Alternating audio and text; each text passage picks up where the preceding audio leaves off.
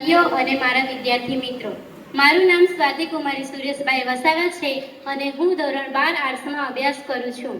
આજે કન્યા કેળવણી મહોત્સવ અને શાળા પ્રવેશ ઉત્સવ 2026-27ના શુભ પ્રસંગે મને વ્યસન મુક્તિ વિશે કંઈક કહેવાનો મોકો મળ્યો છે, તેનો મને ખૂબ જ આનંદ છે. આપણે જાણીએ છીએ કે વ્યસન એક એવી બુરી આદત છે જે આપણા જીવનને બરબાદ કરી નાખે છે. તમાકુ, દારૂ, ગુટખા, સિગારેટ જેવા વ્યસનો શરીરને અંદરથી ખોખલું કરી નાખે છે. તેનાથી હૃદય, ફેફસાં અને લીવરને ગંભીર નુકસાન થાય છે. વ્યસન કરનાર વ્યક્તિ માત્ર પોતાને જ નહીં પણ પોતાના પરિવાર અને સમાજને પણ નુકસાન પહોંચાડે છે. આજે વ્યસન વિશે એક કવિતા કહેવા માંગુ છું. શરૂઆતમાં તો એ માત્ર એક શોખ બને છે. શરૂઆતમાં તો એ માત્ર એક શોખ બને છે, પછી ધીમે ધીમે આખી જિંદગીનો રોગ બને છે. પૈસા પાણીની જેમ વહી જાય છે ને વહેલા સ્વજનો આંસુ સારતા રહી જાય છે. સુખ શાંતિનો સૂરજ આથમવા લાગે છે.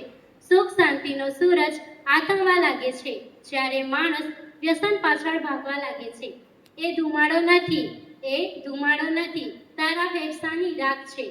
એ દારૂ નથી, તારા પરિવારની ચીજ છે. હજી પણ સમય છે, છોડી દેવો માનવી. હજી પણ સમય છે, છોડી દેવો માનવી. આ આદતને તારા જીવનમાંથી કાઢી દે. છોડી દે આ રસ્તો જે વિનાશ તરફ જાય છે. છોડી દે આ રસ્તો જે વિનાશ તરફ જાય છે. સાચો નશો તો જીવનનો છે, જે મુક્તિ અપાવે છે, જે મુક્તિ અપાવે છે. આજે નાના બાળકો પણ આ વ્યસનનો શિકાર બની રહ્યા છે, જે ખૂબ જ દુઃખદ બાબત છે. આપણે સૌએ ભેગા મળીને આ બદીને દૂર કરવી પડશે. શાળામાં આપણે વ્યસન મુક્તિ વિશે જાગૃતિ ફેલાવીએ, મિત્રને સમજાવીએ કે વ્યસનથી દૂર રહેવું કેટલું જરૂરી છે. ખાસ કરીને કન્યા કેળવણી મહોત્સવ અંતર્ગત આપણે દીકરીઓને ભણાવીએ છીએ. એક શિક્ષિત દીકરી પોતાના પરિવાર અને સમાજમાં વ્યસન મુક્તિનો સંદેશો પહોંચાડી શકે છે. તે પોતાના ભાઈઓ, પિતા અને પતિને વ્યસનથી દૂર રહેવા સમજાવી શકે છે. નારી શક્તિ એ સમાજમાં સકારાત્મક પરિવર્તન લાવે છે. આજે જે નવા વિદ્યાર્થીઓ શાળામાં પ્રવેશ કરી રહ્યા છે, તેમને પણ આપણે નાનપણથી જ સારા સંસ્કારો આપીએ. તેમણે વ્યસનોથી દૂર રહેવાની શીખ આપ્યો.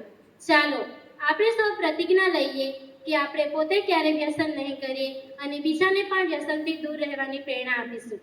યાદ રાખો, વ્યસન મુક્ત જીવન એ સુખી અને સ્વસ્થ જીવનનો પાયો છે.